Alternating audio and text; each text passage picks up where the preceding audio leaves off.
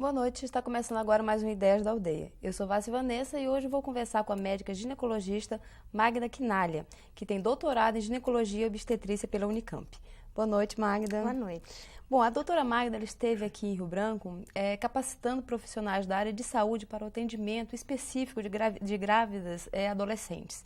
Não é isso, doutora? Isso mesmo. Doutora, falando sobre essa questão da gravidez precoce, que já é tratado pelo país como um problema de saúde pública, né? Como é que está a situação dos números? Porque me parece que, segundo o IBGE, existiu uma queda na taxa de fecundidade das mulheres brasileiras. Isso inclui as adolescentes também ou não? Na verdade, se você comparar as duas últimas décadas, a década de 80 com a década de 90, e observar os dados de fecundidade, o que nós temos é uma queda na taxa de fecundidade em todas as idades, com exceção da faixa etária de 15 a 19 anos, que é a faixa etária da adolescência.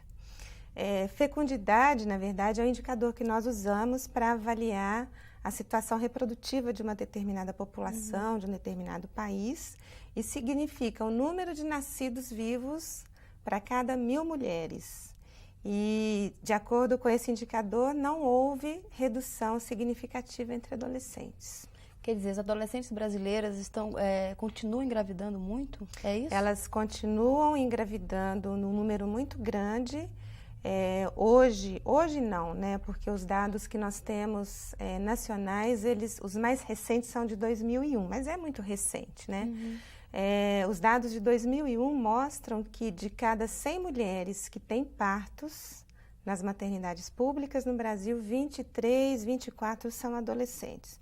E esse é o número, quando nós comparamos com outros países, mesmo países aqui da América Latina, é um número muito grande. Então, isso mostra que realmente para nós, aqui no Brasil, é um problema grave, é um problema de saúde pública realmente. Como é que a gente pode explicar, doutora, esse tipo de problema está acontecendo num país onde existe uma facilidade de acesso à informação, né, e que existem também meios contraceptivos que já estão disponíveis nos postos de saúde, enfim, já existe maior facilidade à contracepção. O que explica esse número tão alto de adolescentes que continuam engravidando? Bom, a explicação é muito ampla, né?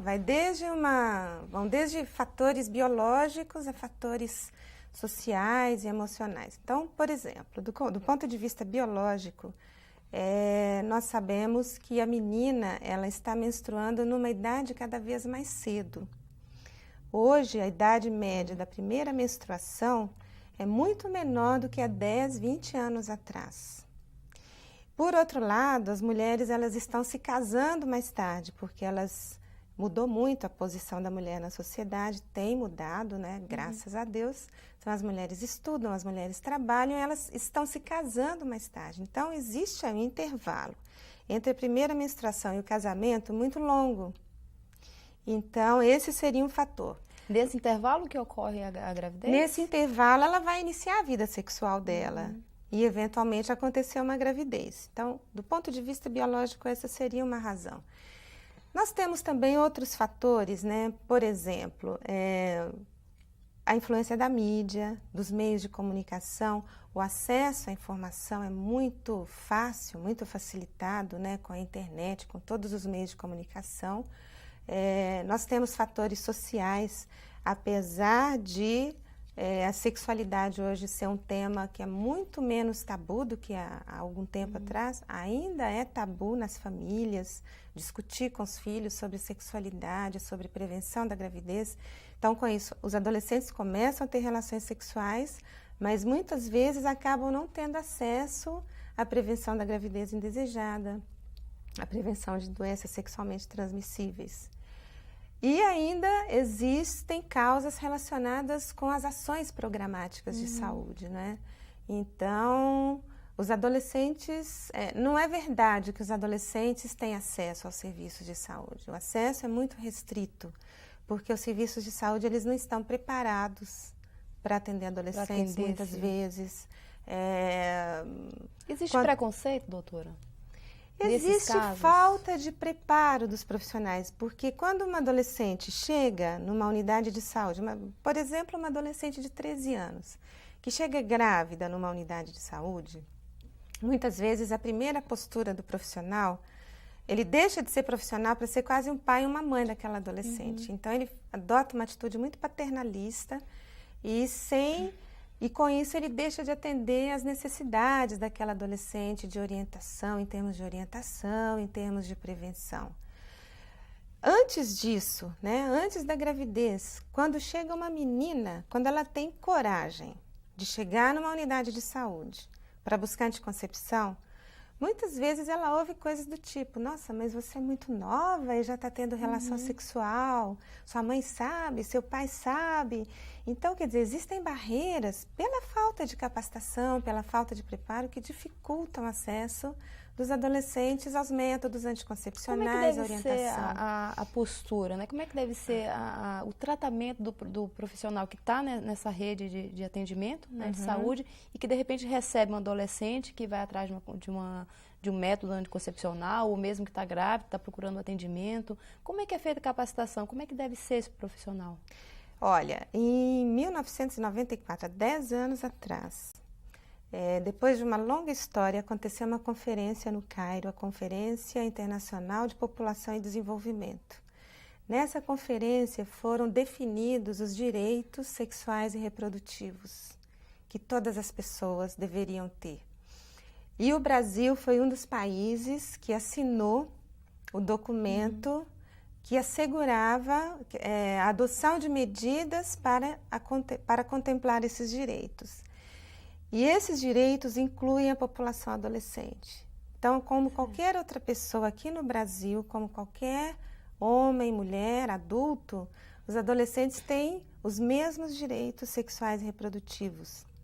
E esses direitos incluem, por exemplo, acesso a métodos anticoncepcionais, acesso a meios para a prevenção da gravidez não planejada.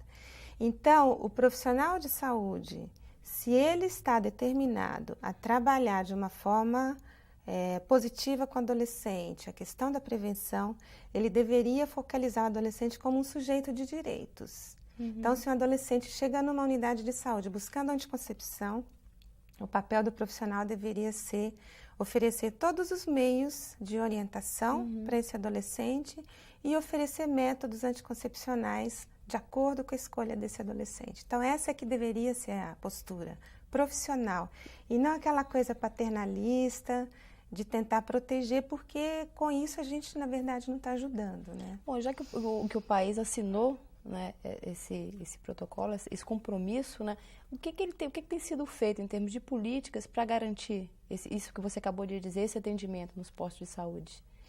Tem havido uma política específica para isso? Existe dentro do Ministério da Saúde, dentro da área técnica da mulher, existe a área técnica do adolescente, que é uma área que tem pessoas muito comprometidas, muito motivadas, mas é uma área que tem muito poucos recursos ainda.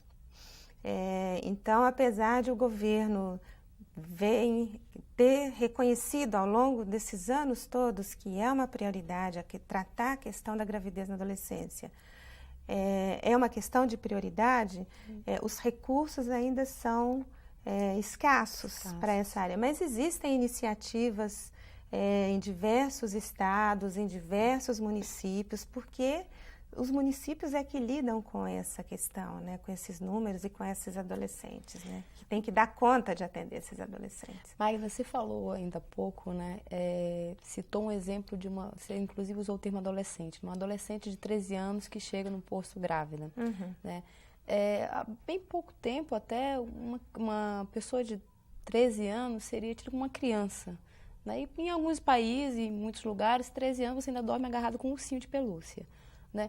Qual é o impacto que tem, de repente, essa pessoa de 13 anos, essa menina de 13 anos, engravidar, quer dizer, e deixar para trás a sua adolescência ou a sua infância mesmo para cuidar de uma outra criança? Qual é o impacto emocional que isso tem? Bom, primeiro é importante a gente definir, então, o que é a adolescência. A adolescência, para a Organização Mundial de Saúde, assim, do ponto de vista etário, compreende a faixa etária dos 10 até os 19 anos. Já está incluindo como adolescência, então? Já são adolescentes.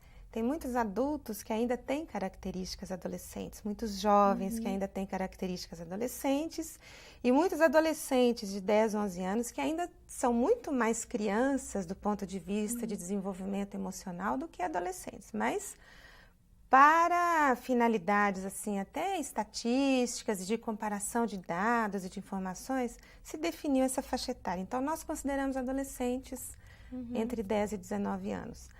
Agora, as consequências da gravidez na adolescência, elas são principalmente, como você disse, emocionais e sociais. Do ponto de vista emocional, o que se vê muitas vezes é que a adolescente ela ainda não está, muitas vezes ela não tem um suporte familiar adequado, muitas vezes ela não tem um suporte adequado do parceiro. Então, muitas vezes é difícil para ela lidar com o ser adolescente, com todas as questões que envolvem a adolescência e também com a maternidade. Então, se somam... sozinha, né? Isso, muitas vezes sozinha ou com um apoio muito limitado, muito insuficiente. Então, isso traz, assim, muitas vezes situações de abandono, situações de fracasso escolar. Elas não dão conta, muitas vezes, de continuar seguindo na escola, continuar estudando. Muitas vezes, pode trazer problemas na própria educação, no próprio cuidado com a criança, com o filho. Então, fundamental, uma vez que aconteceu a gravidez, é fundamental que ela tenha suporte. Outra consequência importante, principalmente quando ela não tem esse suporte familiar, ela pode repetir essa gravidez. Existem estudos muito bem feitos mostrando que adolescentes que não têm o suporte familiar adequado, que são muito jovens, são as que têm mais risco de engravidar de novo na adolescência. Eu não sei te dizer por quê, mas isso já está aí demonstrado. Então, é fundamental que a família acolha, que a família dê suporte e, se possível, que o parceiro esteja junto também, dando esse suporte. Bom, Magda, eu imagino também que a gravidez precoce deve trazer riscos à saúde também, né? Mas isso eu vou querer saber de você logo mais, tá? A gente vai fazer um rápido intervalo, mas o Ideias da Aldeia volta logo logo.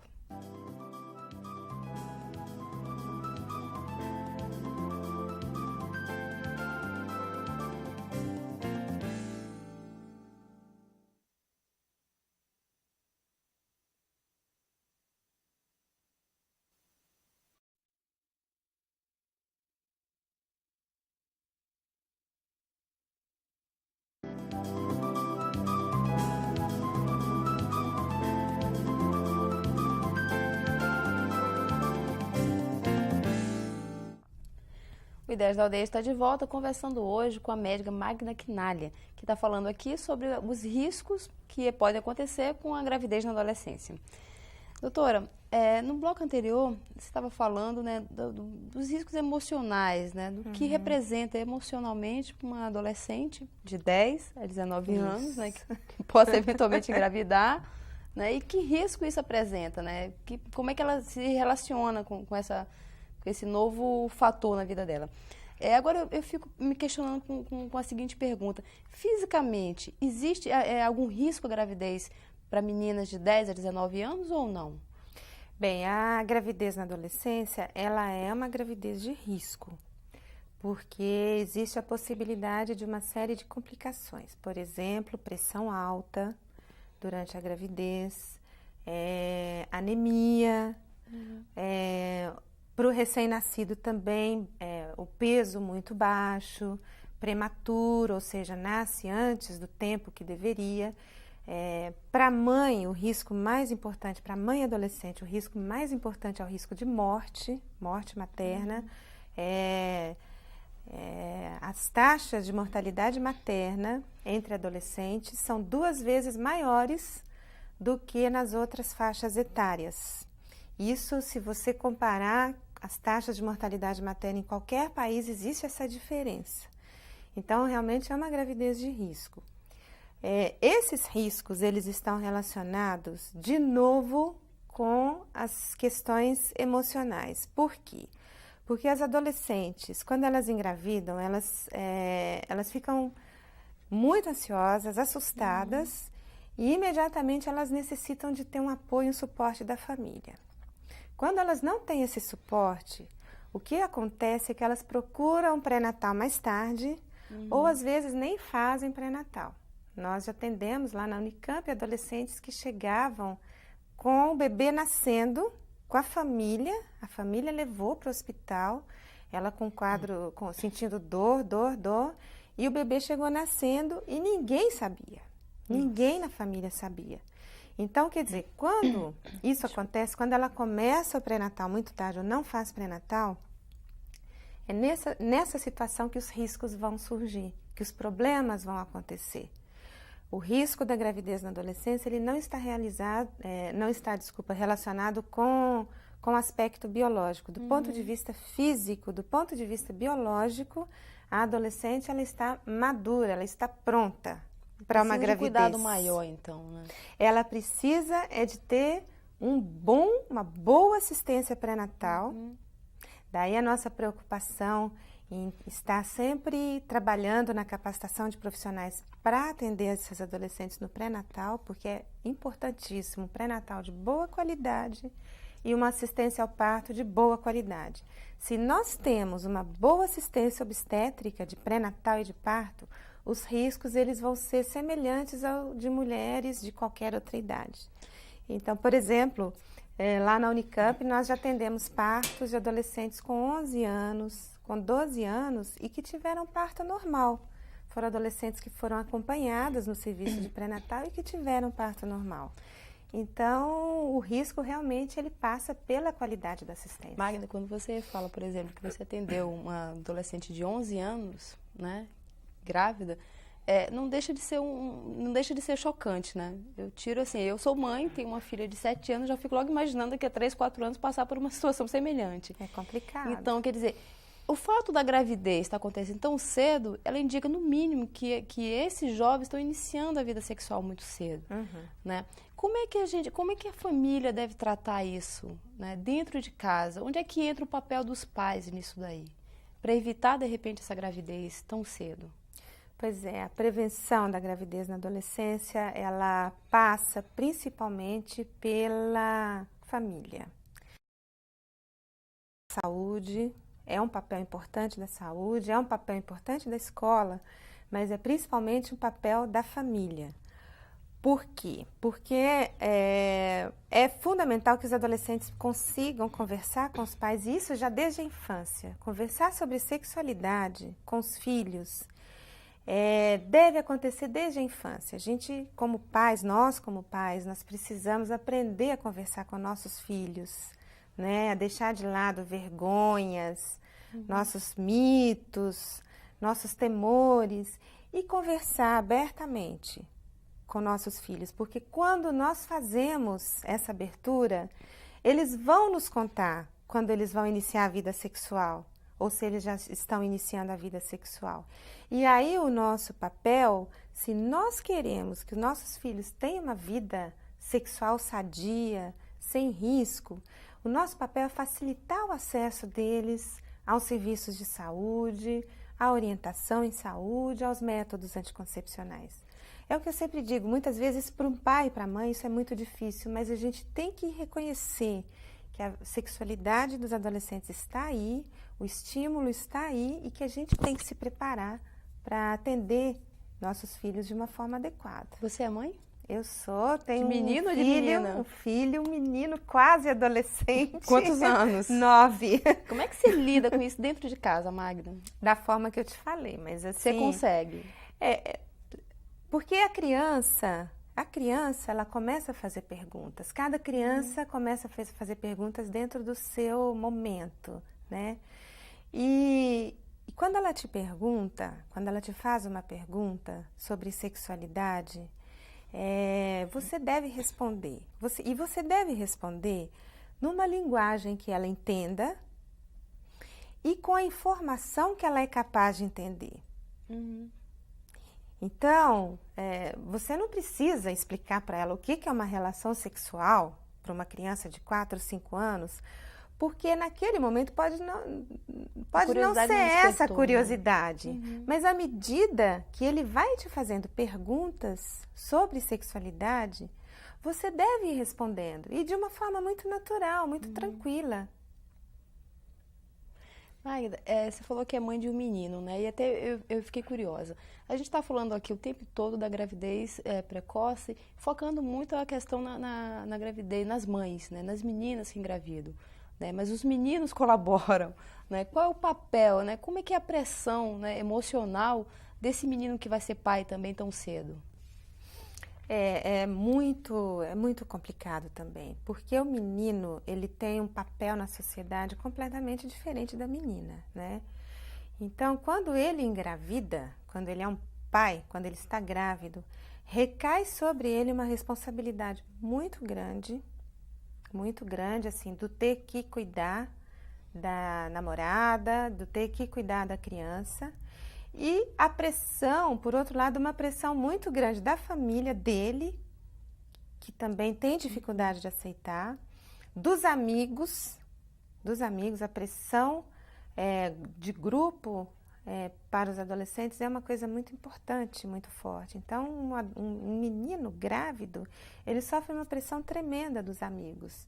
E muitas vezes ele se vê sozinho, completamente sozinho, sem ter suporte, sem ter nenhum tipo de apoio. E muitas vezes não, e ele não tem acesso, ele tem muito menos acesso ao serviço de saúde. Porque uma adolescente grávida, ela tem acesso ao serviço de saúde. Pré-natal, assistência pré-natal é prioridade no Brasil. Uma grávida tem as portas abertas numa unidade de saúde, mas o menino não. O homem, de uma maneira geral, não. Muito menos o adolescente. Então, é muito mais complicado do ponto de vista de abordagem. Existe algum estudo que já aponte o que normalmente tem acontecido com essas mães, por exemplo, com os bebês? Qual a relação dessas mães tão jovens com os bebês? Eles criam mesmo seus filhos ou são os avós que, de repente, que vão criar essas crianças? Já existe algum acompanhamento nesse sentido que possa mostrar? Existem vários estudos, vários dados, várias experiências, assim, mas de uma maneira geral o que a gente pode dizer é o seguinte: quando esses adolescentes, né, e aí já incluindo a menina e o parceiro, o pai, eles são bem preparados durante a gravidez pela equipe de saúde. E durante esse pré-natal é trabalhado projeto de vida, maternidade, paternidade. Eles são mães e pais muito bem-sucedidos. O problema é, novamente, quando eles não têm esse suporte, porque aí existem vários problemas de dificuldade de cuidados com a criança, dificuldade de relacionamento. Então, é muito importante, de novo, aí sim é muito importante o papel da equipe de saúde também, para trabalhar com esses adolescentes o projeto de vida, porque isso facilita a maternidade e a paternidade depois. Magda, eu queria voltar àquele exemplo que você deu da criança ou da adolescente de 11 anos. Eu não concordo muito, mas, por exemplo, a taxa o número de mulheres que morrem por parto, né, no Brasil ainda é alta. E é principalmente por aquelas mulheres que morrem por tentativa de aborto, né? Onde é que entra, por exemplo, um caso como esse, de uma adolescente, né, de 11 anos que de repente engravida? O que é melhor para ela? É optar pelo aborto ou não? Bom, do ponto de vista biológico, como eu já disse, ela não tem nenhum risco, né, se ela tiver uma boa assistência pré-natal. Agora, o aborto no Brasil é ilegal. Só é permitido em situações de estupro ou de risco de vida materna. Então, não é considerada a possibilidade do aborto numa adolescente grávida. Mas nós sabemos que o número de abortos clandestinos no Brasil é muito grande. Nós não temos um número assim preciso, justamente porque é ilegal, né? Mas existem alguns dados indiretos. Por exemplo, nesse mesmo ano de 2001, o número de curetagens, de internação nos hospitais para curetagem uterina por aborto, e aí entra todo tipo de aborto provocado e espontâneo, No grupo de adolescentes, ou seja, do total de mulheres que fez aborto em 2001, que foi internada para curetagem por aborto em 2001, 20% dessas mulheres são adolescentes. Então, isso já dá uma ideia, né, dos números e, assim, o desperdício, né, gestacional, desperdício de oportunidades que isso representa. E também, erroneamente, muitas vezes a gente pensa que o problema da gravidez na adolescência é um problema das pessoas com menos recursos socioeconômicos. Não é. E não é. Existe uma pesquisa aqui no Brasil feita por um professor da USP, que ele mostra como foi a evolução da gravidez nas adolescentes da clínica privada que ele atende, que são adolescentes de alto poder aquisitivo. Esse é o único estudo que eu conheço que mostra bem a realidade do aborto entre adolescentes. Das adolescentes que ele acompanhou, 87% provocaram aborto, interromperam a gravidez. Então, assim, o problema da gravidez na adolescência é um problema de saúde pública. O que muda entre adolescentes que têm e que não têm poder aquisitivo, muitas vezes é a forma de resolução. Porque essas acabam... E um problema que, pelo que você falou, continua tendo como cerne a família, o diálogo, né? O que você diria, Magda, para os pais que de repente estão nos assistindo aqui e que têm filhos nessa faixa etária que você disse, de 10 a 19 anos? Eu diria para os pais das crianças, porque a prevenção, né, a saúde sexual e reprodutiva, ela deve ser trabalhada desde a infância, né? Só fazer um parênteses, existem outros dados preocupantes, por exemplo, hoje no Brasil, a incidência, né, o número de casos novos de AIDS, ele é mais importante, ele é maior entre mulheres na faixa etária da adolescência. Então, se a gente for pensar nessa realidade e na questão da gravidez na adolescência, eu acho que o que é fundamental é que os pais, novamente eu insisto nisso, que os pais devem conversar abertamente, de uma forma muito tranquila. Os filhos não vão se chocar, porque os pais estão conversando com eles sobre sexo, relação sexual, masturbação, menstruação. É preciso que os pais assumam esse papel de discutir, conversar sobre isso, conversar sobre métodos anticoncepcionais, sobre camisinha, mas assim, respeitando o momento dessa criança, respeitando o momento desse adolescente. Né? Não é jogar todas as informações de uma vez. Oi? A camisinha ainda é um tabu? Olha, entre adolescentes não. Entre adolescentes não, graças a Deus. Já existem estudos mostrando que os adolescentes usam camisinha muito mais do que os adultos. E isso é graças a uma política muito intensiva de promoção do uso da camisinha que tem sido feita, né?